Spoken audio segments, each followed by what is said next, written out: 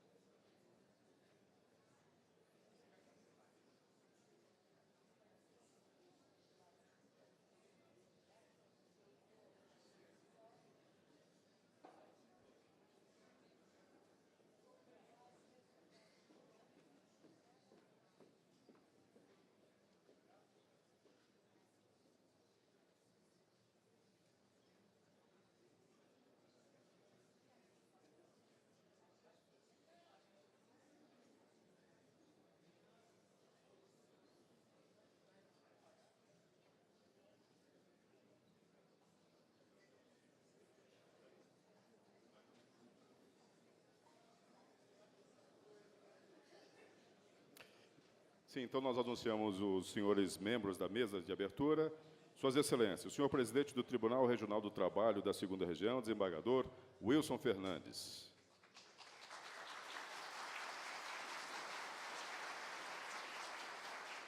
O senhor presidente do Tribunal Regional Eleitoral de São Paulo, desembargador Carlos Eduardo Calduro Padim. O senhor desembargador Luiz Francisco Aguilar Cortes, representando o senhor presidente do Tribunal de Justiça do Estado de São Paulo.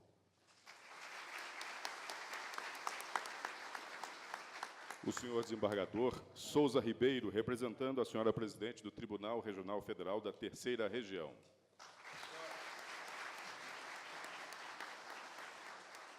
O senhor diretor da Escola Judicial do Tribunal Regional do Trabalho da 2ª Região, desembargador Adalberto Martins. O senhor presidente do Tribunal Regional Eleitoral do Estado da Bahia, desembargador José Edivaldo Rocha Rotondano.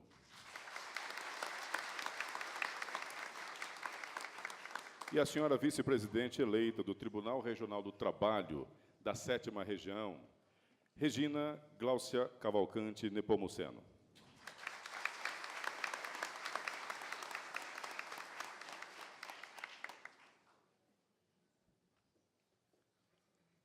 Composta essa mesa de abertura, o senhor presidente deste tribunal, desembargador Wilson Fernandes, fará o pronunciamento de abertura. Por gentileza.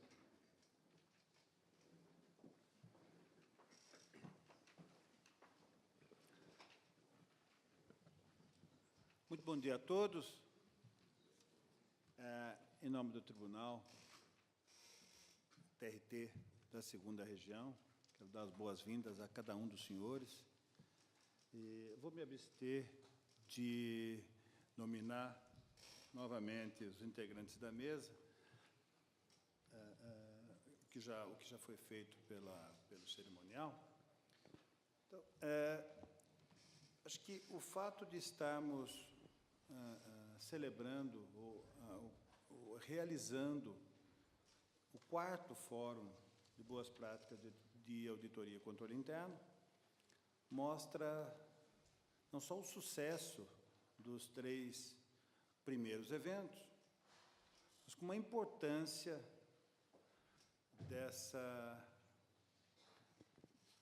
deste evento e a necessidade de tirarmos um tempo do nosso tribunal, de cada um de nós, de cada um dos senhores, para esse estudo, para essa meditação, para essa reflexão a respeito da importância dessa matéria. O jurisdicionado, o poder público, a população, de modo geral, cobra de cada um de nós e de cada um dos órgãos que chefiamos ou de que integramos, cada vez mais transparência e mais eficiência. E sem a participação dos valorosos servidores integrantes desses setores de auditoria e controle interno, as administrações não teriam a tranquilidade para realizar ou para executar o seu trabalho adequadamente, atendendo esse anseio popular. Então, eu quero agradecer com veemência, na verdade, os servidores, a organização desse evento, porque a presença dessas autoridades não só valoriza o evento, obviamente, mas mostra a importância dele neste momento atual, em que sempre tivemos, obviamente, a necessidade de cuidar bem do dinheiro público. Mas essa necessidade, essa obrigação, a cada dia que passa, se acentua, porque a cada dia que passa, os recursos que nos são destinados são cada vez mais escassos. As justiças federais, de modo geral, e a Justiça do Trabalho, de modo particular, têm sofrido cortes que, em alguns momentos aí da história recente, nos colocaram numa situação de quase inviabilidade de continuar a nossa atividade. E todos sabem, os que integram o Poder Judiciário Federal ou a Administração Federal, de modo geral, todos sabem as dificuldades que temos, não só orçamentárias, que essas já são conhecidas, mas recentemente, nos 2 últimos anos, pelo menos, e isso, ao que se prevê, vai continuar para os próximos anos, a dificuldade de substituição de pessoal para repor aqueles que estão se aposentando, coisas desse tipo. Então, a cada dia que passa, nós temos recursos materiais e humanos mais escassos, e isso vem ainda mais ressaltar a importância do auxílio das auditorias e dos setores de controle interno de cada uma das nossas instituições, para que a gente possa, com essa escassez de recursos, com essa escassez de material humano, a gente cumprir minimamente, de maneira adequada, o nosso papel. Então, eu quero agradecer a cada um dos servidores que participaram, que organizaram esse evento, desejar a todos um feliz evento, um fórum de sucesso, e agradecer de maneira particular os meus integrantes aqui da mesa, que nos auxiliam nesta demonstração da importância deste fórum. Então, muito obrigado a todos, a cada um dos senhores, sintam-se cumprimentados pessoalmente, e aos meus integrantes de mesa aqui, um abraço forte em nome da Justiça do Trabalho da 2ª Região. Muito obrigado a todos, e com isso eu declaro aberto este evento.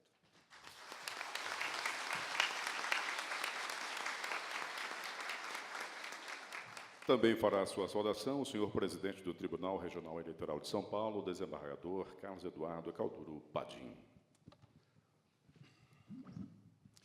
Bem, muito bom dia a todos.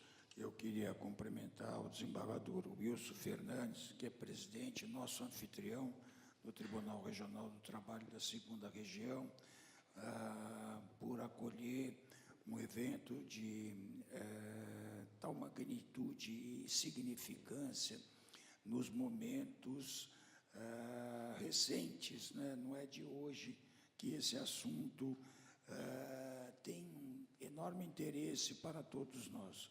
O desembargador Luiz Aguilar Cortes, representando o desembargador Manuel Pereira Calças, nosso querido presidente, desembargador Cortes, amigo e companheiro no Tribunal de Justiça do Estado de São Paulo, eminente magistrado, muito interessado em todas as questões de aprimoramento da justiça. Eu queria cumprimentar também o desembargador federal Luiz Alberto, representando Terezinha Caserta, que é do TRF da 3ª Região. Também o desembargador Alberto Martins, que é diretor da escola, é verdade, esse é o que é o importante, organizador e também condutor destas questões. Meu colega do Tribunal Regional Eleitoral da Bahia, o José Rotondano, querido colega, que tive muito prazer em vê-lo aqui. E também a desembargadora Regina Cláudia Cavalcante Nepomuceno, que é vice-presidente eleita do TRT da 7ª Região. Eu tenho muito prazer de estar presente num evento como esse, pela inevitabilidade e necessidade desses eventos, né? Eu acho que hoje essas palavras, accountability, transparência, né, segurança, eficiência, são palavras de ordem no mundo atual, no mundo de hoje. E nós devemos mesmo nos preocupar com isso, porque aquela moeda antiga, ela tem que se transformar. O cemitério sempre esteve cheio de boas intenções, e a malversação também, vamos dizer assim, tem que ser eliminada, né? Nós temos essa moeda que deve ser transformada, e deve ser transformada com aquilo que eu vejo que vocês vão discutir, e muito bem organizado este curso, né, nas questões de boas práticas, de governança, né, de indução da boa administração, né? As boas práticas e a governança tem que ser indutora de um bom desenvolvimento e não inibidora do desenvolvimento. Ela tem que ser um apoio de um desenvolvimento correto, um apoio da transformação e da condução dos bons administradores. Eu vejo muito em contato com prefeitos do interior e os senhores também, todos reclamam muito de orientação, né? Todos têm muito medo das opiniões, né? Eu posso fazer isso? Eu acho que pode, né? Eu garanto. Essa, me disse o presidente do Tribunal de Contas do Estado, é a pior frase que existe. Não, pode fazer que eu garanto. Então, a gente tem que ter mesmo uma técnica, tem que desenvolver uma política, né, de levar a boas práticas, como também eu acho que, do outro lado, falta um pouco de uma consulta, e eu estava comentando há pouco, que seja a certificação dessa indução. Ou seja, se eu vou fazer um negócio, eu teria que ir ao imposto de renda e dizer assim, eu vou fazer isso, quanto eu pago? Paga tanto. Eu posso fazer isso está correto? Não, está errado, faz assim, faz assim. Porque senão nós também sempre continuaremos com essa inibição, né, do eu garanto, ou pode fazer que está correto, ou pode fazer que eu acho que isso vai dar certo, né? Agora, como disse o nosso querido anfitrião, né, precisa combinar com os russos, né, desembargador Wilson, porque quem é que vai garantir afinal? Então, eu vejo aqui que os temas são interessantíssimos e os palestrantes da mais alta qualificação. Eu desejo a todos um feliz curso E o Tribunal Regional Eleitoral de São Paulo sempre estará ao lado dessas boas práticas e da boa governança. Muito obrigado a todos e desejo um feliz evento. Muito obrigado.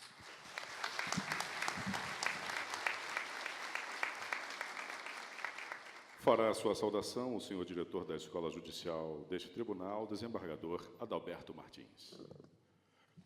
Bom dia a todos. Eu peço licença para um cumprimento à mesa na pessoa do nosso presidente do TRT Segunda Região, desembargador Wilson Fernandes. Gostaria de dizer que a formação continuada de todo o pessoal que integra as auditorias e controle interno dos tribunais, é dessa formação continuada que depende o êxito e a tranquilidade do nosso trabalho enquanto ordenadores de despesas, e é com esse espírito que eu parabenizo, cumprimento os organizadores, aqueles que prepararam a grade científica do evento.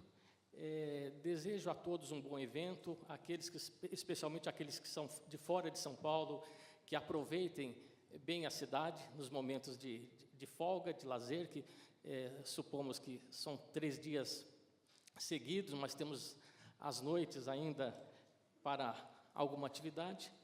E porque São Paulo é essa cidade maluca que nós conhecemos e grande, mas é grande também nesta vontade, nesse desejo de bem receber os brasileiros de outros estados. Então, muito obrigado a todos pela presença, pela participação que é maciça, e um bom evento a todos.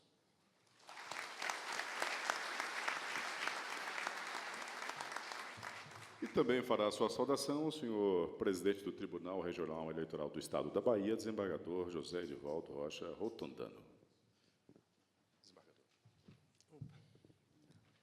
Pois não, bom dia a todos. Eu, como já foi mencionado, sou Rotondano, presido o Tribunal Regional Eleitoral da Bahia, e eu queria cumprimentar aqui a mesa, na pessoa do desembargador Wilson Fernandes, que é presidente do Tribunal Regional do Trabalho da Segunda Região, demais colegas, servidores, pessoas interessadas no assunto. Esse encontro, esse seminário de boas práticas é de extrema relevância para todos nós, para os gestores especificamente. Desde que eu assumi o Tribunal Regional Eleitoral na Bahia, eu busquei sempre estar próximo de aspectos relacionados à tomada de decisão, de redução de riscos, do alcance de objetivos, de incrementos de eficiência e eficácia dos processos organizacionais. Foi bem por isso que eu encontrei na auditoria interna do Tribunal Regional Eleitoral da Bahia, a ele me juntei, a esse setor me juntei, visando alcançar resultados, né? Sempre identifiquei nesse órgão, na auditoria interna, uma unidade parceira que sempre agrega valores e, sobretudo, resultados. Eu assemelho sempre o controle interno como a nossa corregedoria. A corregedoria existe para nós evitarmos justamente erros, riscos. Ao contrário, a corregedoria existe para nos orientar, para que evitemos equívocos, e é por conta disso que eu sempre me identifiquei com o controle interno, aliás, e, por acaso, no meu caso, quando eu assumi o TRE, eu tive uma aluna e estagiária que eu vim do Ministério Público, que se chama Catiúcia, que está aqui presente, e foi na pessoa dela que eu encontrei esses aspectos todos que estou dizendo aqui, e confiei a ela essa unidade. Então, os resultados têm sido os mais positivos possível, juntamente com Fernanda também, e que trarão, elas duas aqui, trarão essa exposição aqui, de tudo quanto nós temos feito no Tribunal Regional Eleitoral da Bahia, e esse plano que vai também apresentar aqui para todos, de desenvolvimento profissional nosso lá. Então, era esperar que tenhamos êxito, que esse fórum de boas práticas possa, efetivamente, ser um mediador, um intermediário de outros assuntos, não só esse, mas de outros assuntos que virão e que poderemos estar, e que possamos sempre beber nessas informações que os tribunais e todos os órgãos da Justiça Eleitoral, a Justiça Federal, o Tribunal Superior Eleitoral, o Tribunal de Justiça de São Paulo, o Tribunal de Justiça Militar, tantos outros tenham, que possam trazer para nós essas informações. No mais, é desejar êxito a todos e esperemos que daqui saiamos com, efetivamente, diversos aspectos e cheguemos em nossos tribunais e os apliquemos. Era isso que eu queria, desejar a todos um bom trabalho e obrigado pelo convite, obrigado por oportunizar o Tribunal de Justiça, o Tribunal Regional Eleitoral da Bahia, trazer algo para ser transmitido aos colegas aqui.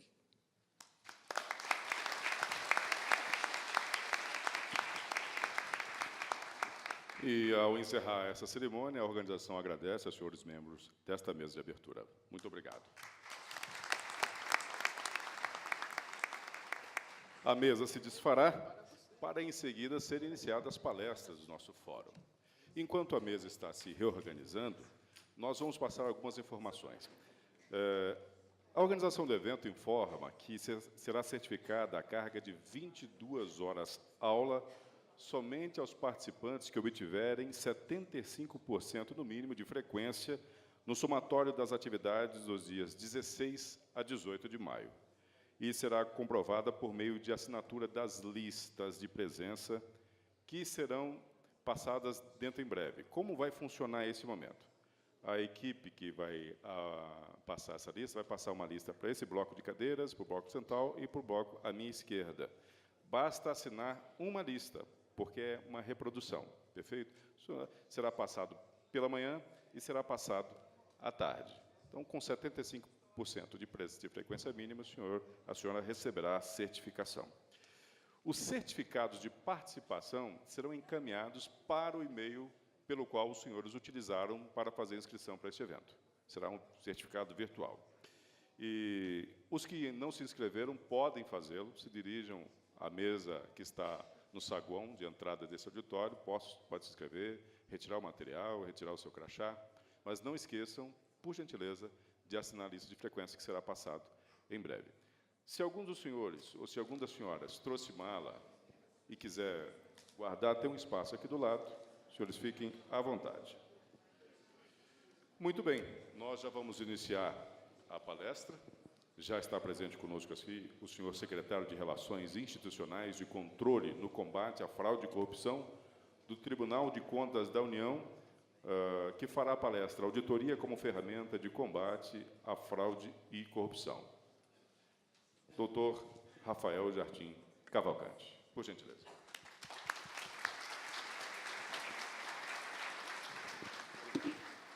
Boa sorte. Obrigado. Oi, gente. Bom dia. Vou tomar liberdade para falar daqui da frente, né? Eu sei que vou ficar na frente de vocês aqui um pouco, mas paciência comigo. Gente um pouquinho grandinha como eu, quando olha púlpito assim, fica um pouco assustado, às vezes dá na barriga, a gente fica assim, e é sempre uma tensão. Senhor presidente, Wilson Fernandes, desembargadores, autoridades, queridos colegas, obrigado de verdade pelo convite, representando aqui o Tribunal de Contas da União. Para a gente é muito importante conversar, trocar ideia, vamos dizer assim, nesses tempos de combate à corrupção, qual que é o nosso papel? Eu não sei cada um de vocês, às vezes, assim, a minha sogra, quando chego, tá passando jornal e tal, etc., e dá uma notícia de alguma coisa errada que alguém andou fazendo, e ela fala assim, ô, Rafael, vocês não tinham que estar vendo isso, não? Ai.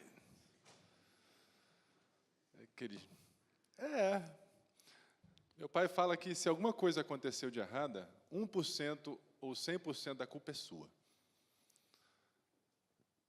É uma mentalidade interessante para a gente atinar, porque se a gente toma que a responsabilidade, em algum termo, é sempre nossa, a gente abre a cabeça para, de repente, mudar o que a gente vinha fazendo para que o resultado seja diferente, porque se a gente continuar fazendo a mesma coisa, o resultado vai ser exatamente o mesmo. E esse é o convite, essa conversa, essa troca de ideias que eu proponho a fazer com vocês. O que será que a gente pode fazer diferente? O que a gente vem fazendo para ajudar o nosso país fazendo o controle a esse problema aqui, ó, que o pessoal tem colocado como maior expectativa de cada cidadão brasileiro. Datafolha, abril de 2018. Qual é o principal problema do país hoje? Corrupção. 21%. E o convite que eu faço a todo mundo aqui é nós, colocar nós, auditoria interna, controle externo, qual que é o nosso papel como servidores públicos, servindo a quem está pedindo, poxa, por favor, me ajude, o nosso principal problema, aquilo que a gente gostaria de ter resolvido é isso. Quem viu esse tipo de notícia aqui, ó? Transparência Internacional.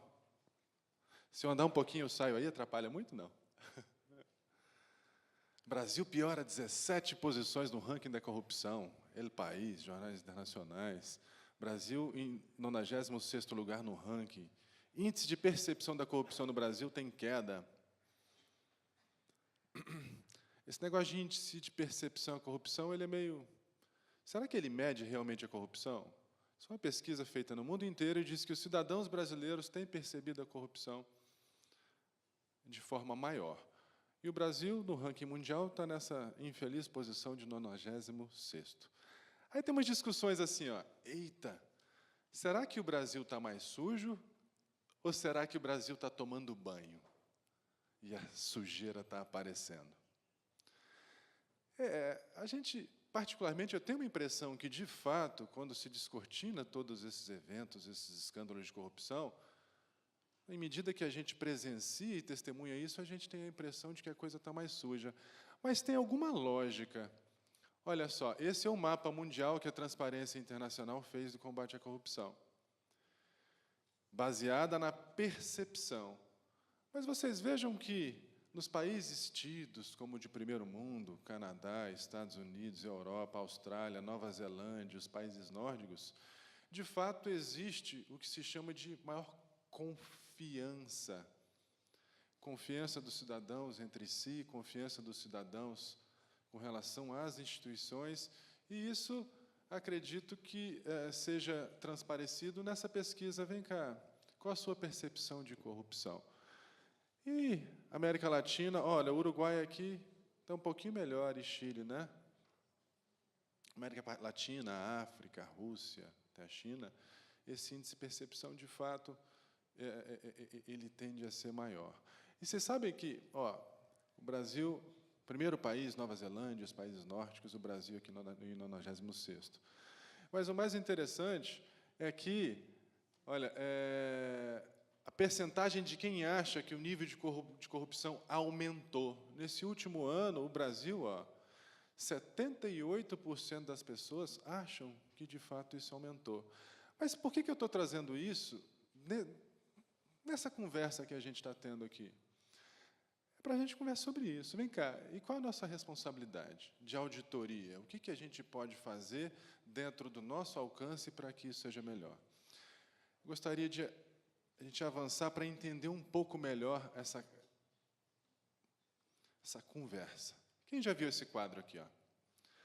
No mundo inteiro, quem quer que se fale de controle e corrupção, se mostra isso aqui. Olha, primeiro que corrupção o combate à corrupção é um papel de todos. Dentro das organizações, também. Isso não é uma missão exclusiva da auditoria interna ou organizações, inclusive privadas, ou do órgão de compliance. Combater a corrupção é papel de todos. Isso é muito bem transparecido aqui, ó. Primeira, segunda, terceira e quarta linha de defesa. A primeira linha de defesa do próprio gestor, no caso, por exemplo, de quem está fazendo a licitação, primariamente dele, quais os riscos que ele está submetido e o que ele pode fazer para deixar mais transparente aquilo que ele faz e combater esses riscos. Dentro das organizações, os setores específicos de controle financeiro, gerenciamento de riscos, qualidades. Vocês, a auditoria interna, nós aqui controlando externamente a administração pública, no caso do TCU, mas, na verdade, a gente está aqui para conversar, nesse ambiente aqui de controle mais externo, qual é o nosso papel, o que a gente está fazendo e o que a gente pode fazer. Não é? Vamos conversar um pouco mais sobre a cabeça, a demanda de quem a gente atende, que é o cidadão, para procurar auscultar de que forma a gente pode melhor atendê-lo, mais bem atendê-lo. Na América Latina e no Caribe, 1 a cada 3 pessoas pagaram subornos no último ano. Caramba! Mas o que é isso? Que tipo de suborno é esse que está sendo falado? Gente, falando de América Latina, às vezes o pessoal, para ter acesso ao hospital, cirurgia, tem que pagar propina. Ou, para ter matrícula na escola, para conseguir título de eleitor, para conseguir uma identidade, para ter acesso a serviço básico de segurança, para conseguir ligar o hidrômetro na água, energia elétrica, tem que pagar propina. Ou até cortes, ter acesso à justiça. Como é que está o Brasil em se falando de América Latina? O que vocês acham? A gente viu que no mundo a percepção de corrupção é alta. Será que nesse tipo de corrupção, 1 a cada 3 pessoas tiveram que pagar propina para ter acesso a serviços básicos? Como é que vocês acham que a gente está? E às vezes é surpreendente, olha aqui, ó. O Brasil está mais clarinho. Você vê que a gente não tem tanto isso, existe, a gente chama de tiny corruption. Existe problema. Mas você não tem tanta notícia que o aluno, para ter matrícula na escola, ele tem que pagar a propina para a diretora. Ou que para você ligar a água. Isso, de fato, não tem aqui, nessa escala, nessa profundidade. Olha, no México, Venezuela, eu vou mostrar mais algumas coisas para vocês. Realmente, olha aqui, em escolas, hospitais, para pegar identidade, serviços públicos, polícia, cortes. Está vendo aqui o Brasil? Em comparação com outros países, isso não é percebido pela população como um grande problema. Olha como é que está aqui a Venezuela, o México. Você precisa pagar por fora para ter qualquer acesso a serviço que o Estado oferece. Mas a provocação que eu quero fazer sim, mas e por que então que a população, o brasileiro, ele acha que tem muita corrupção aqui dentro? Eu acho que esse outro quadro ele ajuda a explicar. Olha só, como é que o nível de corrupção mudou? O Brasil está vermelhão. E como os governos eles têm atuado, o que eles têm feito para lutar contra a corrupção? Eita, está bem vermelho. A impressão do brasileiro é que existe um nível de corrupção lá em cima e que os governos têm feito muito pouco para corrigir esse problema. Gente, isso não é uma preocupação brasileira, tá? É mundial, o mundo inteiro, em qualquer congresso que se conversa sobre isso. Isso corrói as democracias, corrói a confiança necessária até para que o ambiente de negócios floresça. E quando isso não acontece, isso atrapalha o desenvolvimento, não tem emprego, não tem fluxo de dinheiro e mercadorias e todo mundo perde, a ponto de comprometer até a confiança da população na própria democracia. E é por isso que se conversa tanto sobre isso. E a preocupação de, internacionalmente, a ONU, a OCDE, o que os governos têm feito para combater esse problema. Mas vamos trazer um pouco mais para a gente.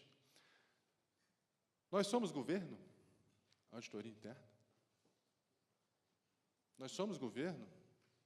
Então, a gente também está dentro desse problema. O que o governo tem feito? Ou o governo é somente o Congresso Nacional, ou o Congresso é somente o Presidente da República, Nós somos governo. E eu vou perguntar, o que a gente tem feito objetivamente para resolver esse problema? Cada um de nós, e é por isso que a gente está aqui. É por isso que o TCU, há 1 ano e meio agora, criou uma secretaria específica de combate à corrupção para meditar estrategicamente, ótimo, dentro da nossa responsabilidade, o que a gente pode fazer. Faz sentido para vocês? Gente, 83% dos brasileiros acha que cada um deles pode fazer alguma coisa contra a corrupção. Imaginem se nós. A gente pode fazer muito. Vamos voltar para as linhas de defesa? Vamos falar agora especificamente de auditoria interna, então, beleza? Qual é o nosso papel, o que a gente tem feito e o que a gente pode fazer? Dentro do TCU, esse é um lema que eu acho que a gente tem procurado muito respeitar. Nós somos uma instituição típica de auditoria, mas é claro que os órgãos de auditoria interna, dentro dos tribunais, dentro das organizações, eles também têm a sua missão. Mas meditem sobre isso. Na nossa missão, é aprimorar a administração pública em benefício da sociedade. Isso é muito profundo. O que é aprimorar a administração pública? É mudar, é transformá-la para melhor. Significa que em cada auditoria, em cada pedaço de papel do auditor, o foco tem que ser sempre como, a partir desse pedaço de papel, eu consigo uma semente para melhorar a administração pública. O que eu quero dizer? A auditoria não é simplesmente eu pegar aquele contrato, aquela licitação, deixa eu fazer alguns exames. Você pega o café amargo que o colega te dá e começa a apontar a irregularidade. De que maneira isso está servindo de forma sistemática para aprimorar o órgão de vocês? Isso não é algo hermético, isolado, em que você aponta irregularidade que alguém fez e, às vezes, alguém de boa fé. De que maneira isso é feito de forma estratégica para melhorar as organizações, dentro dos problemas previamente mapeados que vocês fizeram. No ambiente de corrupção, identicamente. E eu vou, a partir dessa missão de aprimorar, o que cada auditoria tem feito para deixar o órgão um pouco mais robusto contra esse fenômeno. Corrupção. Se a obra não acabou, se tem gente no hospital, se não tem aluno na escola, se o presidiário está superlotado, se tem fila, é um pouquinho nosso e a gente vai conversar sobre o problema, sobre esse papel. Quem já se sentiu assim? Poxa, mas eu vivo fazendo auditoria, mas o problema não resolve, a pessoa está sempre fazendo, e se entra uma pessoa, a outra pessoa faz igual, e eu estou todo ano fazendo a mesma coisa. A culpa é nossa, viu? Faz sentido? Auditoria interna. Somos governo? Como combatemos a corrupção? Eu vou contar uma história, paciência comigo, viu? Alguém já ouviu essa história? Anel de Giggs? É uma historinha que essa pessoa pouco conhecida também, e também pouco nova. É nova a história, né? Que Platão contava no livrinho dele, A República. Mas ela diz muito, muito sobre, dentro das organizações, como a corrupção acontece e por que as pessoas dentro das organizações fazem corrupção. Giggs era um pastorzinho de ovelhas, pobrezinho danado, cheio de problemas, não tinha dinheiro para nada. Muitas vezes passava fome séria, sabe? E um belo dia, pastoreando as suas ovelhinhas, depois de um grande terremoto que teve no reino, ele achou uma fenda gigante no chão. Malandro, curioso, ele foi lá se embrenhar em meio àquela fenda. E dentro daquela fenda, ele achou uns restos mortais, como se fosse uma cripta antiga de um rei. Um rei muito, muito, muito antigo. E ele, fuçando naquilo que estava junto com esse rei, ele achou um anel, brilhoso, lustroso. E ele percebeu que, colocando o anel, ele tinha o poder de deixar o seu portador invisível. Qualquer semelhança é mera coincidência, viu? My precious, né? Mas Platão veio antes do Tolkien, viu? Veio antes. Cara, e aí o Giggs ficou assim, poxa, o que eu faço? Ninguém vai me ver. Se eu pegar uma moedinha de ouro aqui de quem já é rico, qual o problema? Eu estou passando fome, minha família está passando fome, eu não tenho de onde tirar, não sei mais o que fazer. E lá foi, Giggs pegou uma moedinha, depois pegou 10, depois pegou 100, depois pegou 1000, ficou muito, muito rico. Conheceu pessoas importantes do reino, aonde ele imaginava que ia conhecer dentro da sua pobreza pastoreando eles, conhecer aquele povo todo. Conheceu até o imperador, a imperatriz, nunca ninguém tinha dado bola para ele. Seduziu a imperatriz, com a ajuda da imperatriz matou o rei e virou um novo monarca local. Ninguém nunca, jamais, nunca vai saber como ele conseguiu fazer isso. Ele tinha plena certeza de que jamais seria visto. E essa é a historinha que Platão contava na República. De que maneira a gente está construindo organizações e repúblicas em que as pessoas têm a certeza de que jamais serão vistas. Isso é muito usado na filosofia. Se você não fosse visto e tivesse a plena certeza da invisibilidade, o que você faria? Dentro das organizações, missão, é papel, colocar luz sobre as pessoas e fatos. Em 1914, um juiz da Suprema Corte, 1914, Suprema Corte americana, que ele falou assim, e essa frase ficou famosa, tornou célebre, é usada ainda hoje, muito. Em matéria de corrupção, o melhor desinfetante é a luz do sol. O que as pessoas fazem e fariam na plena certeza de que são escondidas e que não vão ser pegas e em que não vão ser observadas. Mas essa historinha diz muito mais. Quem já ouviu falar nisso aqui? Ó? O triângulo da fraude. Quem idealizou essa teoria foi um cara chamado Donald Cressey, em 1953. E ela vale ainda hoje, porque não inventaram muita coisa melhor do que isso. Ele entrevistou 250 criminosos durante 5 meses, mas dentro desse ambiente aqui, ó, esses criminosos, eles tinham que ter recebido um voto de confiança de alguém dentro de uma organização, e eles tinham que ter quebrado esse voto de confiança pelo ato criminoso que eles tinham. E Cressey começou a conversar durante 5 meses com esses 250 para conseguir mapear recorrências. Afinal de contas, por que as pessoas fraudam? Elas quebram esse voto de confiança. Chegou nessa conclusão. Você precisa individualmente ter 3 elementos. Primeiro, uma pressão. Qual que era a pressão do Giggs? Está passando fome. Imagina o que nós faríamos se a gente tivesse com um filho passando necessidade e a gente não soubesse mais o que fazer. Você precisa de qualquer jeito de dinheiro sobre as custas da vida dele. O que você faria? Ninguém sabe o que a gente faria, a depender do tamanho da pressão. A pressão pode ser simplesmente uma pressão social por ter um carrão, mas a pressão ela sempre acontece. 2, racionalização. São as desculpas psicológicas que a gente usa para deixar a coisa mais socialmente aceita.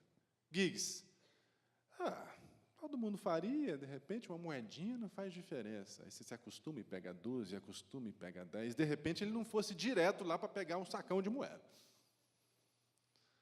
Ou, um pouquinho de corrupção é bom para engraxar o sistema. Racionalização.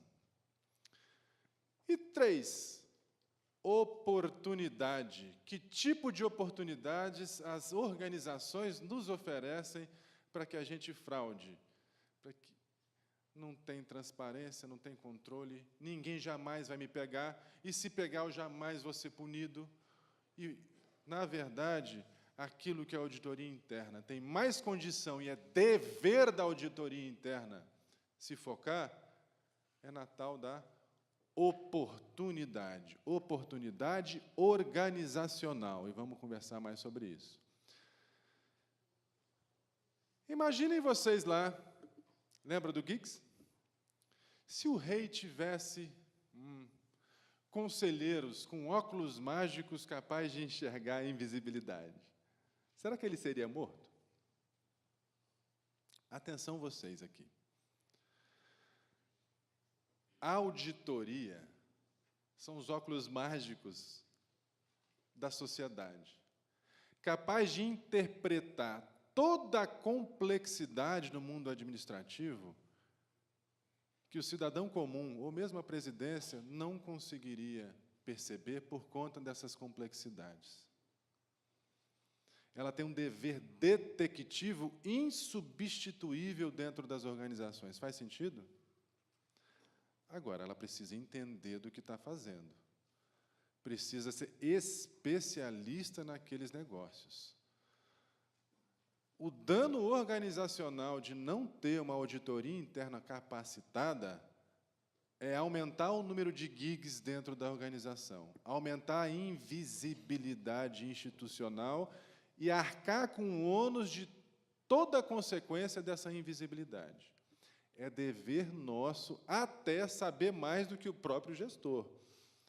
Capacitação, treinamento e especialização. Faz sentido para vocês? Eu vou conversar um pouco mais sobre isso. E dentro desse papel de auditoria, a gente detecta as coisas. E a maneira pela qual a gente detecta as coisas se chama auditoria. Mas o que é uma auditoria? Cara crachá. Por isso é que tem um badge, um crachá aqui. Comparar determinado fato com determinado critério. Não é? Uma lei, uma boa prática, um benchmarking.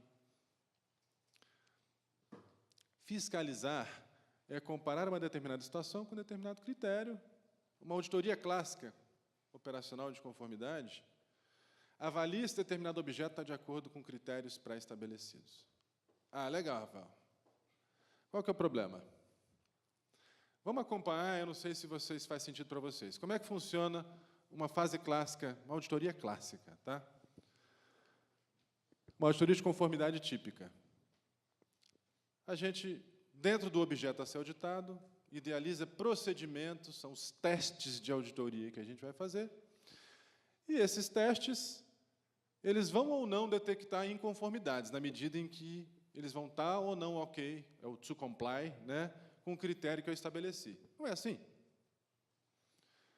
Só que depois, se existe uma irregularidade, às vezes grave, às vezes nem tanto, os manuaizinhos mandam a gente fazer o quê? Ó, apurar as responsabilidades, não é? Que tipo de responsabilidade a gente consegue ter numa auditoria comum? Pelos elementos que a gente tem. Olha, raramente, muito raramente, a gente chega num nível de dolo. É sempre culpa, negligência, imperícia e imprudência, pela omissão de um dever legal de fazer alguma coisa. O problema é que sempre que a gente encontra uma não conformidade, a gente vai atrás da tal responsabilidade. A gente vai tender a achar culpa para tudo de errado que aconteceu. Sabe qual a primeira consequência disso? Via de regra. E a gente não entende por que é tão odiado. Auditores. É isso aqui, ó. O gestor bom sai correndo. Poxa! Pegam gente boa. O pilantra está aí fora. A gente espanta a gente boa que quer fazer a coisa correta de dentro da administração. Quando, na realidade, por definição, fraude e corrupção envolvem dolo. E a gente tem extrema dificuldade de conseguir perceber esse tal de dolo numa auditoria típica administrativa. Eu quero convidar vocês a raciocinar em questão específica de corrupção. Como separar o joio do trigo? A gente tem informação limitada para comprovar esse dolo e mesmo a limitação do poder administrativo. Desafio. diminuindo, inclusive, risco de auditoria, para identificar os responsáveis pelo dolo e aumentar o resultado do controle. Como é que a gente consegue fazer isso? E é que eu vou participar a nossa experiência no TCU sobre aquilo que a gente tem feito. No mundo inteiro, gente, combater a corrupção em qualquer nível é fortalecer esses 3 braços de controle: detectivo, responsivo e preventivo. As organizações vão estar tão melhores contra a corrupção quanto mais elas conseguirem detectar a corrupção, dar consequência para ela e trabalhar de forma preventiva para que isso não aconteça. Tá bem? No nosso caso lá, detecção são as nossas auditorias. Isso em qualquer instituição de auditoria interna, no caso de vocês. A gente faz as nossas auditorias para detectar. Eventualmente, dentro do poder administrativo que nos é conferido, algumas auditorias têm poder correcional, outras não, a gente vai dar consequência para esses achados. E é claro que a gente, é papel também de auditoria, em nível preventivo, aperfeiçoar as organizações. Se a gente quer ser mais efetivo contra a corrupção, se a gente quer mudar alguma coisa, a resposta a ser atinada é o seguinte: cara, como é que eu consigo ampliar os meus braços para melhorar esse poder detectivo, inclusive para avaliar, recolher elementos indiciários daquele tal de dolo que, de outra maneira, eu não consigo ter? Veja, se eu acho alguma coisa de errado, será que aquela punição administrativa única e exclusivamente é suficiente? De que maneira nós, auditores, identificada uma questão grave, a gente consegue ampliar com mais rapidez as consequências para aquilo? E aquilo que é mais importante, acho, de fato, que é o mais importante, acredito que seja o grande papel da auditoria interna. Como é que eu fortaleço a minha organização dentro da minha governança interna para prevenir que essas questões jamais aconteçam? Vou detalhar um pouco mais isso que eu falei, tá bem? Lá no TCU, sobre a detecção, o que a gente tem feito para conseguir dar um passo adiante, para ampliar a nossa visão, para melhorar as nossas lentes? Em resumo, poderia passar amanhã falando sobre isso. 3 coisas. Parcerias para ampliação do acervo de dados. Hoje a gente tem nos nossos bancos de dados uns 80 datasets da administração como um todo funcionando juntos e produzindo informação em conjunto. 80 é muita coisa, gente. Pensa no banco de dados que está na administração, provavelmente está lá no TCU funcionando e cruzando informação. 2, uso intensivo de TI para tratar e minerar esses dados para contribuir com a análise de risco organizacional. Ela pode ser tão simples ou tão complexa. Por exemplo, uma coisa que a gente fez lá, Bolsa Família, milhões de brasileiros recebendo. Vamos cruzar o Bolsa Família com dados do Renavan? Quem dessas pessoas tem carro acima de R$10 mil, acima de R$30 mil, acima de R$50 mil, acima de R$300 mil? Milhares de irregularidades encontradas com o uso intensivo de TI, e jamais seria possível sem conseguir informação, dado. O potencial, e não é hipérbole, tá? Hipérbole, é infinito. A empresa que ganhou a licitação para vender caneta aqui no tribunal. Olha, descobri que a empresa, ela foi aberta há menos de um ano, não tem nenhum funcionário, não contratou ninguém nos últimos anos, é claro, e também não despediu ninguém, não paga INSS, não paga RAIS. Eita, olha, a empresa não existe e ganhou a licitação aqui dentro. Se a auditoria soubesse dessa situação em tempo de resolvê-la, o que a gente teria feito? Isso é ampliar o poder detectivo, que é braço do combate à corrupção. Parcerias. Parceria gera informação. Polícia Federal, Ministério Público Federal, CGU, controles internos. Tanto agrega informação, quanto fortalece aquele segundo pilar. Se eu tiver uma auditoria em parceria, trocando informação com a Polícia Federal ou o Ministério Público, eu tanto tenho chance de ter informações que eu não teria pela via normal administrativa, e é claro que é autorizado judicialmente, quanto amplio a consequência, amplio a expectativa de controle. Ele não está mais sob a júdice somente de uma punição administrativa. Se ele fez algo de errado, ele pode ir preso. Pode e deve. Isso ajuda a explicar esses sistemas do TCU. Na área detectiva, a gente detecta, reúne previamente a informação e, em parcerias, a gente agrega mais informação. Olha o exemplo do nosso sistema que a gente chama de DGI Consultas. Aqueles 80 bancos de dados funcionando juntos, a partir do CPF, CNPJ de qualquer empresa ou palavras-chave, aonde essas pessoas estão nesses 80 bancos de dados com acesso a qualquer auditor. No meu caso, vou botar ali Rafael Jardim Cavalcante. Aonde eu apareço, já apareci na administração pública, ele vai colocar.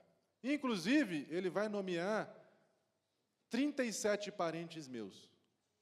Eu não botei aí, ia ficar muito grande a apresentação. Vai botar meus filhos, minha esposa. Por quê?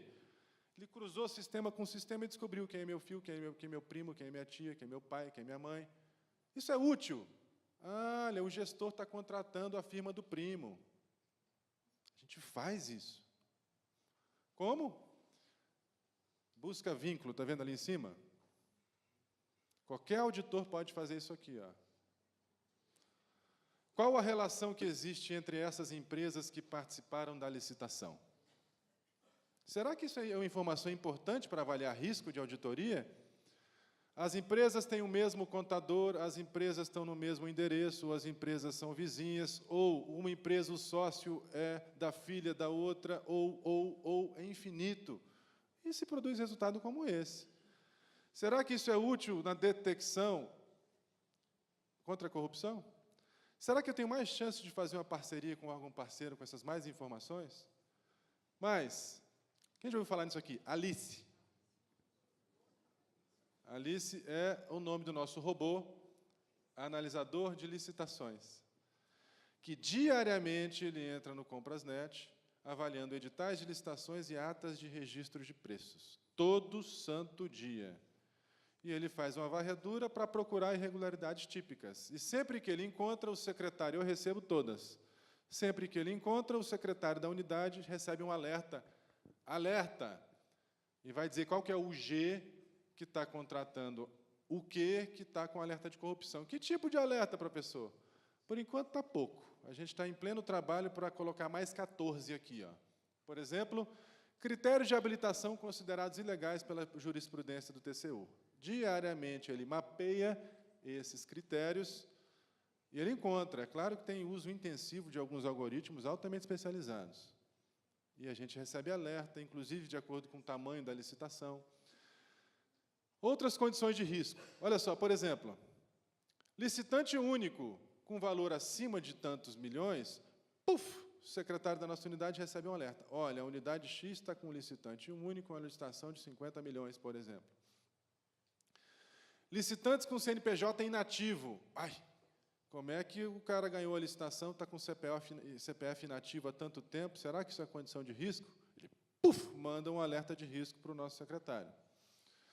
Licitantes proibidos de contratar com a administração pública. Parece brincadeira, né? Mas todo santo dia chega licitante proibido, considerado inidôneo, ganhando licitação aqui, aqui e acolá. Gente, a informação está aí para ser utilizada. Identificação do valor estimado da licitação, licitantes cujo sócio tem o CNPJ proibido de contratar, sócios de empresa proibida de contratar. Acontece o seguinte, né, o licitante está inidôneo aqui, aí ele pega uma outra empresa que é dele também, ou do filho dele, e abre. O que o sistema faz? Puf, aquele cara que causou problema aqui está lá também. Não é irregular, eu quero dizer que ele é indicador de risco. Olha, abre a antena aqui que pode acontecer algo errado. Isso aumenta o poder detectivo dos nossos trabalhos. Faz sentido para vocês? Sofia é outro.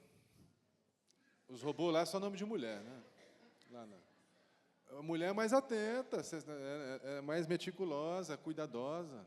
A gente sabe, não é? Não é à toa isso. Sistema de orientação sobre fatos e critérios.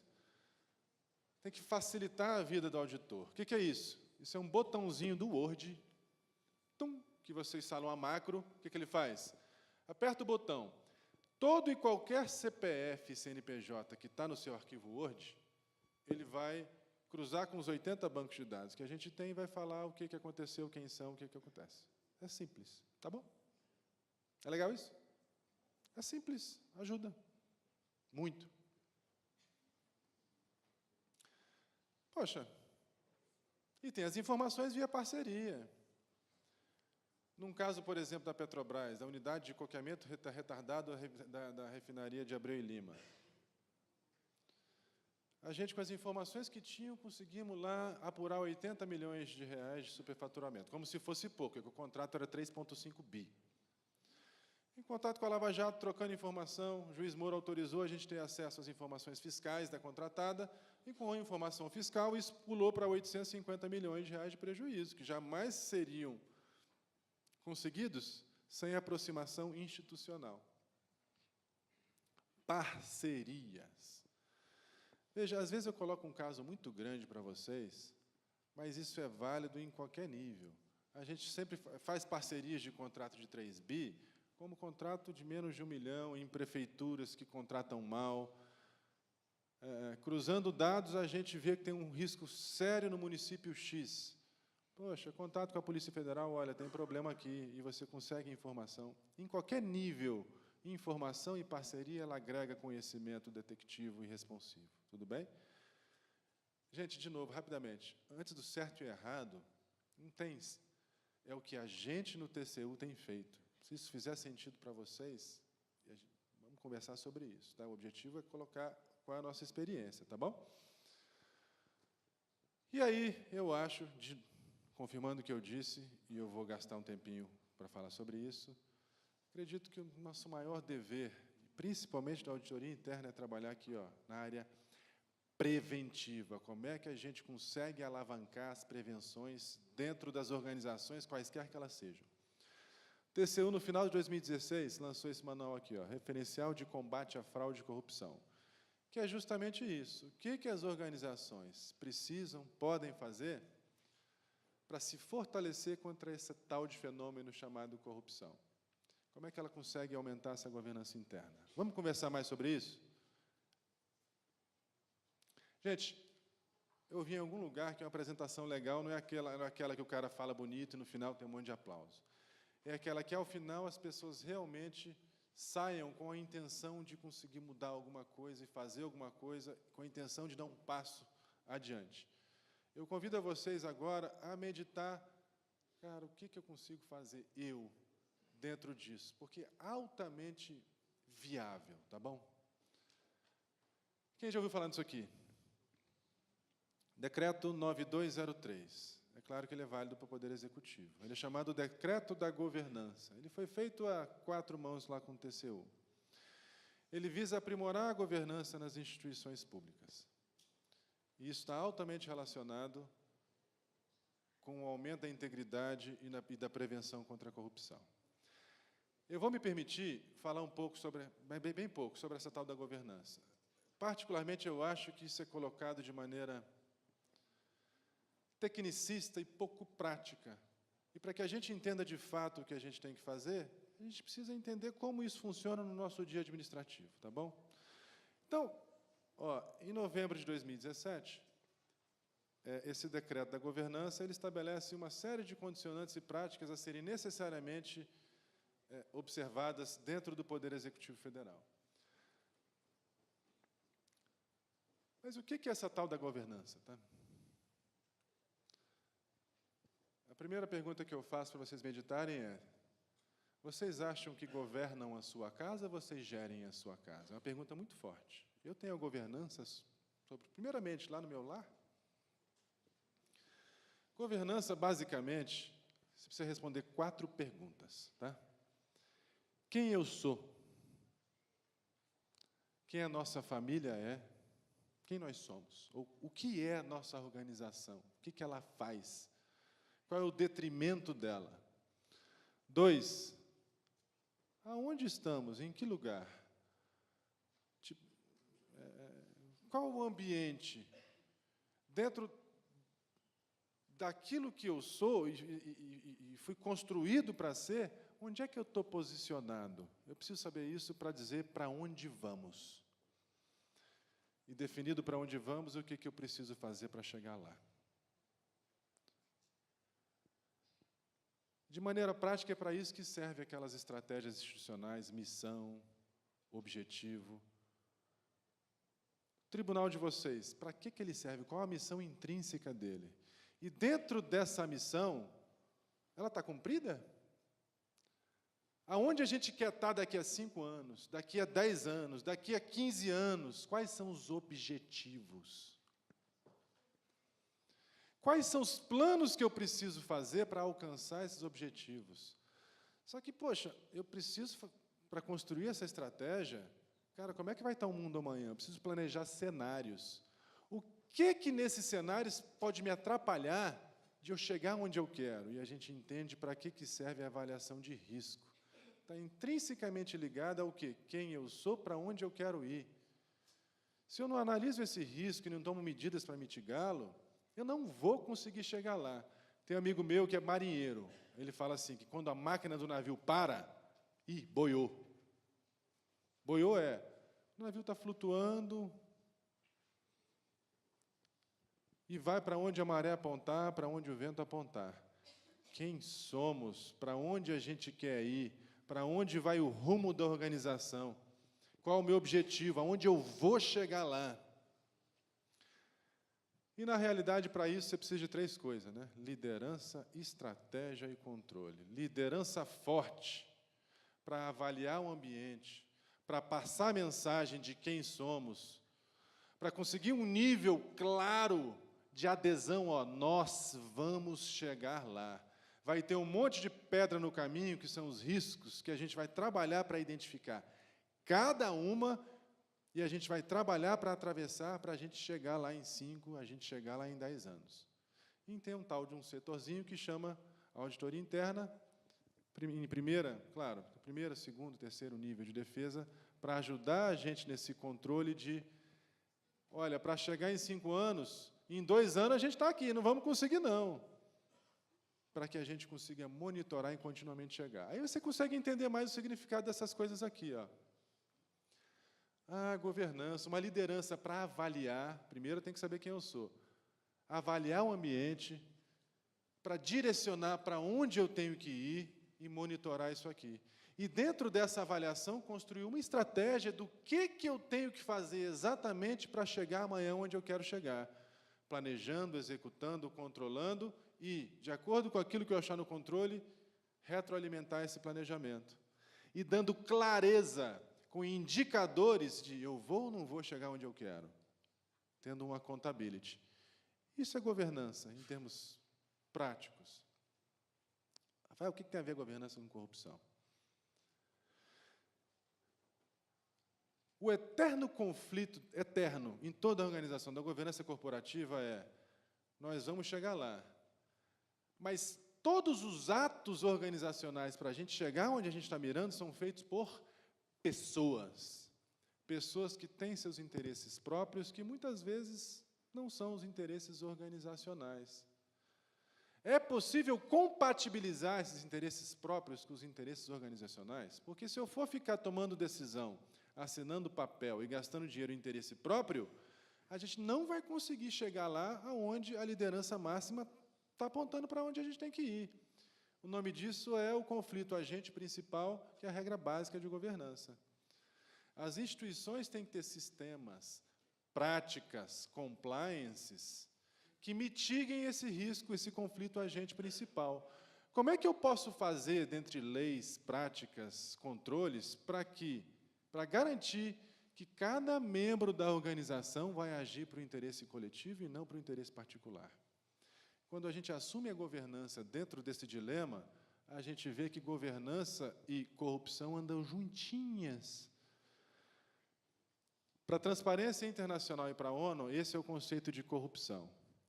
O abuso do poder delegado em benefício próprio. Sempre que alguém toma uma decisão dentro de uma organização, privilegiando a si ou a terceiros, isso é corrupção lato sensu. E não somente aquela corrupção passiva, ativa, concussão, prevaricação. É por isso que o decreto 9203, que é o decreto de governança, ele colocou como princípio básico da governança a tal da integridade. O que é integridade? Integridade é o contrário de corrupção.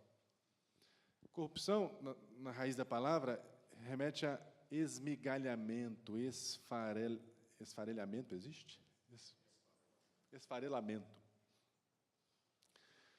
Moral, esfarelamento de princípios, ética. Integridade é o contrário, é integridade, íntegro, uno, indivisível. Tá? E, na verdade, a integridade é tão importante para a governança que lá no artigo 19 do decreto ele colocou o quê? Que, olha, a administração direta, autárquica e fundacional instituirá um programa de integridade baseado nesses princípios e mais. A CGU, Ministério da Transparência e Controladoria Geral da União, ela tem um prazo de 180 dias para dizer o que é esse tal de programa de integridade que as organizações têm que fazer para se fortalecer, para fortalecer a governança interna contra a corrupção. O mundo inteiro está fazendo isso. É só o que se fala em qualquer ambiente internacional que se preze a falar sobre o combate à corrupção. Só que a CGU não demorou 180 dias para fazer.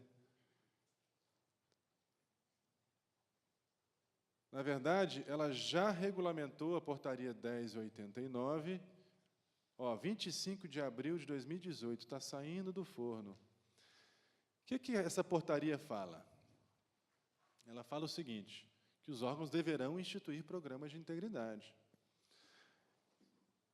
Ela define os programas de integridade como o conjunto estruturado de medidas institucionais voltadas à prevenção, detecção e remediação de fraudes. Olha, o tripé que eu falei para vocês, você se lembra? Em apoio à boa governança, até como parte fundamental dessa governança. Eu vi que vocês vão ter uma palestra sobre integridade, eu tenho certeza que o colega vai esmiuçar isso aqui. Vou falar em termos gerais, tá bom? Caramba! E os órgãos vão ter 15 dias para construir uma unidade de gestão da integridade. Já passou os 15 dias. Eles têm que mandar ofícios lá para a CGU dizendo quais são as unidades responsáveis pela construção desse programa de integridade. E mais, até o dia 30 de novembro de 2018, todos os órgãos da administração pública vão ter que entregar os respectivos planos de integridade. O que são esses planos de integridade? Integridade, fortaleza institucional contra a corrupção. E é aqui que eu vou convidá-los a meditar. Aqui, vocês não têm exatamente um prazo a cumprir, não têm a corda no pescoço para poder fazer, mas dentro do papel de cada um, e guardados esses conceitos, e o que o Poder Executivo está fazendo, e o que o TCU está controlando o Poder Executivo a fazer, para idealizar qual é o papel de vocês e o que amanhã, qual o primeiro passo que vocês precisam dar. Primeiro passo, vão ser muitos passos, para dentro do papel da auditoria interna, melhorar a organização de vocês. Eu vou colocar algumas práticas. O que é isso? O que é que deve ser feito? Primeiro, a auditoria interna capacitada, claro. Dá para enxergar que aqui tem escrito estrada desmoronada? E dá para enxergar que aqui tem road collapsed? Se o cara não tivesse um Google Translator ali, já era, tinha ido. Esse é o papel da auditoria nas organizações, já conversei sobre isso. Sem auditoria capacitada, as organizações são eternamente gestores imbuídos num anel de geeks. Faz sentido para vocês? 2. Amigos, acho que o papel principal da auditoria interna, estando aqui, é trabalhar de forma sistemática, orientada, avaliando riscos, de fazer um projeto efetivo para que isso funcione. Será que o gestor que está na ponta fazendo licitação, ele tem mapeado exatamente quais são os riscos que ele corre, ele dá transparência para esse risco. Existem medidas objetivas lá do setor para controlar, mitigar, transferir esse risco? E de que maneira nós temos essa resposta? Tem um órgão aqui dentro, em complementariedade, para conseguir detectar aquilo que passou da primeira linha? O que a auditoria interna tem que fazer dentro da organização para transparecer, anunciar que tem problema aqui dentro, para fomentar que isso melhore? É uma pergunta que você tem que responder. Precisa ser respondida. Pô, Rafael, mas qual o primeiro passo aqui dentro dessa primeira linha de defesa? Gente, combater risco à corrupção sempre vai passar por isso. Dentro das suas organizações, onde é que está o problema? Tem vários microprocessos dentro da organização de vocês. Um setor de compra, tem o jurídico da licitação, tem quem faz o edital, tem quem faz o orçamento, tem a comissão de licitação, tem a fiscalização da obra, tem as fiscalizações de entrega, etc., etc. Dentro de cada microprocesso, pessoas agem para fazer os atos administrativos.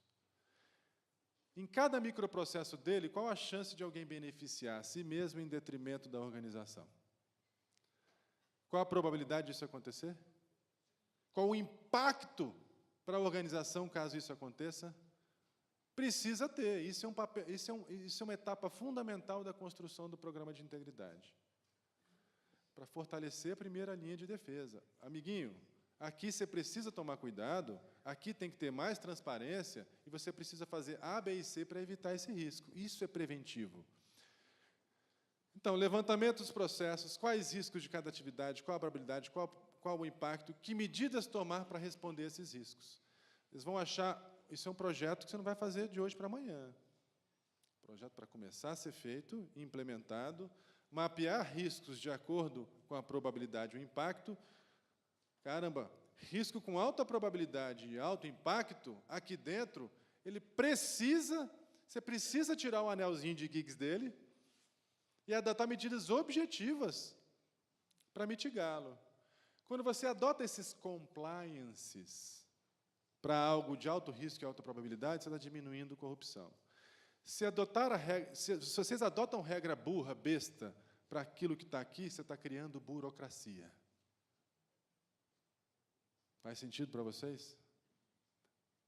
Elas são muito próximas, a tal da burocracia e o compliance efetivo contra a corrupção. Mas deixa eu avançar, que meu tempo não é eterno. Então, um plano de integridade vai passar também por essa revisão de compliance. Olha, aquilo que não importar que for burocracia, chuta, tira, vamos tornar a administração mais eficiente. Por outro lado, para aquele risco real, efetivo, gente, nosso cobertor é curto, a gente tem que tomar conta daquilo que importa. E eu vou colocar aqui alguns critérios de compliance administrativos que precisam funcionar dentro de uma administração, que a gente pode contribuir como auditoria interna para melhorar. Primeiro, quem já ouviu falar nisso? Cachorro de óculos? Não. Four Eyes Rule. Processos importantes e impactantes com alto risco têm que ser assinado, com responsabilidade dividida por mais de uma pessoa. Faz sentido para vocês? Processos de alto risco, com alta responsabilidade. Orçamento de obra. Amigo, tem que ser 2. Primeiro, que é fácil de errar. E segundo, que o erro tem muita consequência. 2 assinando e se responsabilizando. Toda decisão de risco tem que ser aprovada pelo menos por 2 pessoas. Rotação de funções. É internacional. Muita gente, aquele funcionário que é chefe da licitação há 10 anos, não é bom que isso seja assim. Você tem um contato estreito sempre com os mesmos fornecedores durante muito tempo. Ah, Rafael, mas na minha organização não tem quem faça. Ah, então o risco aumentou. Você tem que adotar medidas em razão desse risco de baixa rotatividade de funções. Segregação de funções, é o posto Piranga. Quem é que faz análise de preço? João. Quem é que faz licitação? João. Quem é o fiscal? João. E quem... aí ele bota um boneco lá para falar do posto Piranga, né?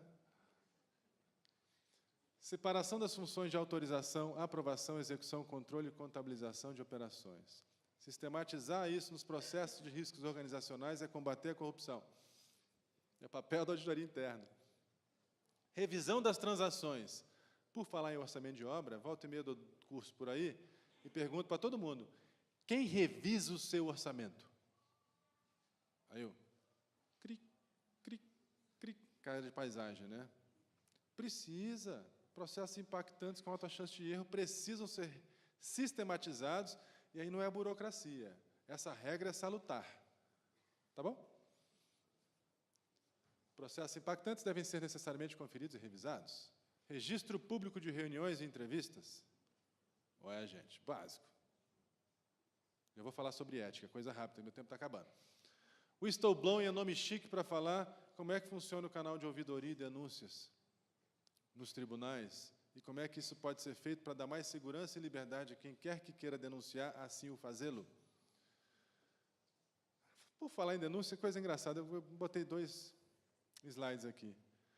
O brasileiro, olha só, ele acha que é socialmente aceitável reportar, denunciar, né? Cadê o Brasil aqui? 74% dos brasileiros falam que é socialmente aceitável você denunciar. Você, caramba, tem gente que acha que denunciar é coisa de cagueta, que é feio. Bom, mas no Brasil as pessoas aceitam.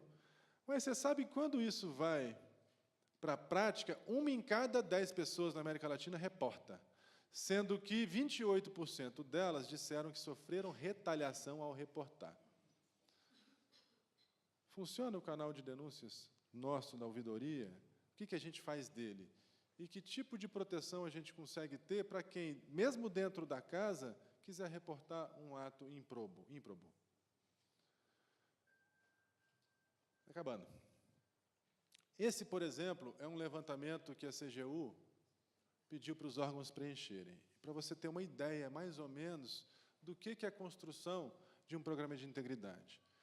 Ele envolve, por exemplo, a promoção da ética entre os servidores. Gente, agora, o pessoal coloca a ética num plano muito etéreo. Ética é algo muito objetivo, e precisa ser. E todo funcionário da organização precisa saber o que é ético e o que não é ético. Por exemplo, é ético o funcionário da licitação receber a contratada numa sala fechada, sem testemunha? Não sei, pode ser que tem gente que diga que é. Na organização não pode ter dúvida. Todo mundo precisa saber se é ético ou se não é ético. É aí que a ética entra dentro de um programa de integridade. Porque os colegas se fiscalizam. Olha, meu amigo, isso não é ético, veja bem. É ético tomar num boteco com a maior fornecedora lá do tribunal, você encontrar num boteco a 6 sozinho com o cara? Pô, mas aí já é vida pessoal. São nessas margens que é necessário que exista clareza. Pois bem, dentro do negócio da organização de vocês, para onde querem chegar, quais os riscos, quais os planos, é necessário que exista clareza de conduta ética entre cada funcionário. É disso que se trata um programa de ética. E alguém para treinar, alguém para anunciar e, eventualmente, julgar. É muito mais prático e relacionado ao dia a dia do que se a gente coloca, a ética não funciona. A ética precisa ser objetiva, clara. Faz sentido para vocês? Transparência e acesso à informação. Anel de Giggs, básico. Quanto mais arriscado o negócio e mais importante, mais transparência. A luz do sol é o melhor desinfetante. Tratamento de conflito de interesse e nepotismo. Existem leis, critérios claros. Tem a lei de 2013, esqueci o número, de conflito de interesse, nepotismo, funcionamento de canal de denúncia, funcionamento dos controles internos e de que forma que a administração atende às recomendações dos senhores, procedimentos de responsabilização. Pois bem, eu coloco como está todo mundo fazendo na administração federal e internacionalmente, e, no meu ponto de vista, corretamente. Fortalecimento da integridade pública, por meio de programas objetivos patrocinados pela alta administração, necessariamente patrocinadas, tem um papel fundamental. E eu convido a vocês a dar um primeiro passo nessa direção. Eu vou dizer o seguinte, gente, isso envolve mudança organizacional e a lei da inércia é infalível. Por que as pessoas vão deixar de fazer aquilo que estão fazendo? Primeira coisa, toda mudança ela é a origem de uma insatisfação coletiva. Uma liderança, as mudanças claras. Se está todo mundo insatisfeito, a liderança consegue levar a organização com muita objetividade para aquele lugar. O problema é quando as pessoas estão na sua zona de conforto e nem todo mundo está satisfeito. E pior, algumas pessoas querem que as coisas permaneçam exatamente do jeito que estão. Isso aqui é infalível, tá? Todo o processo de mudança, principalmente aquelas mudanças mais radicais de paradigma, acontece isso. Ó. 5% das pessoas automaticamente aderem. Tem 45% que precisam de uma prova, se aquilo vale a pena mesmo. Para outras 45%, você precisa de 10 provas para convencê-las. É pior, é quase mal, né? Eu vou falar que é quase Maomé, porque 5% das pessoas são Maomé mesmo e não vão de jeito nenhum. E dentro disso, algo que eu acho que fez muito sentido para mim, estava conversando lá na OCDE, metodologia de Kotter, na implantação de um processo de mudança. Algumas coisas são instintivas e básicas, assim, ó, estabeleça um senso de urgência. Quem são os stakeholders de vocês para implementar essas mudanças? Presidência. A gente precisa de um time poderoso de aliados para ter chance desse processo funcionar. Criar uma visão clara de onde a gente quer chegar em 1 ano, em 5, em 10. Compartilhar essa visão, mas o que mais me chamou a atenção foi isso aqui, por isso que eu botei isso aqui. Planeje pequenas vitórias. Às vezes a organização precisa avançar muito, 1 minuto. Na integridade, são muitos passos para dar. Planeje passo por passo. Toda mudança a longo prazo, ela precisa de frutos baixos para dar combustível e credibilidade para a gente conseguir chegar lá longe.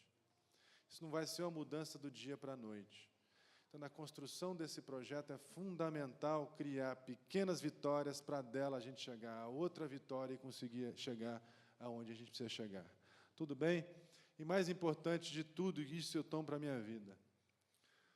Sei quem já ouviu falar em Napoleão Hill, eu gosto muito de lê-lo. O entusiasmo é a maior força da alma, conserva e nunca te faltará poder para conseguires o que desejas. A sociedade precisa da gente. Esse é um tema importante. Se combater a corrupção é papel de todos, a gente consegue, de fato, com entusiasmo e honestidade de propósito, dar esses pequenos passos que a gente precisa para melhorar a organização e, depois disso, melhorar o nosso país. Obrigado pelos ouvidos. Desculpa se eu me estendi. Eu vim com o coração aberto, com honestidade de propósito, acreditando naquilo que a gente tem feito no TCU e torcendo para que isso faça um pouco de sentido para vocês, viu? Muito obrigado, sucesso nesse evento. Valeu.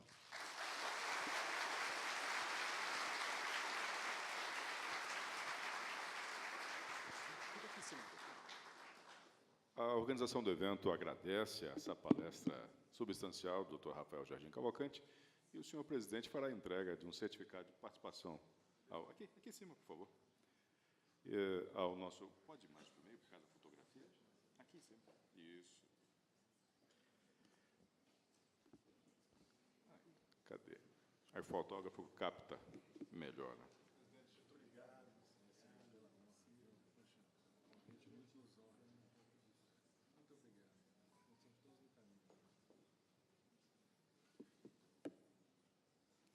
Muito obrigado, senhor presidente. Muito obrigado, doutor Rafael.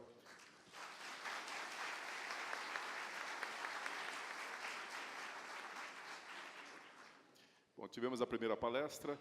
Nós agora vamos fazer uma pausa brevíssima. Mas antes de fazer a pausa, os senhores observem que no crachá dos senhores e das senhoras tem um número. Esse número será utilizado para, assim que a gente retornar da pausa, será feito sorteio de 12 exemplares do livro Reforma Política, um mito inacabado, e de um exemplar do livro Paulistânia Eleitoral, Ensaios, Memórias e Imagens. Tá bom? Então, 5 minutinhos, a gente já retorna, faz o sorteio e já vamos para a próxima palestra. Tá bom?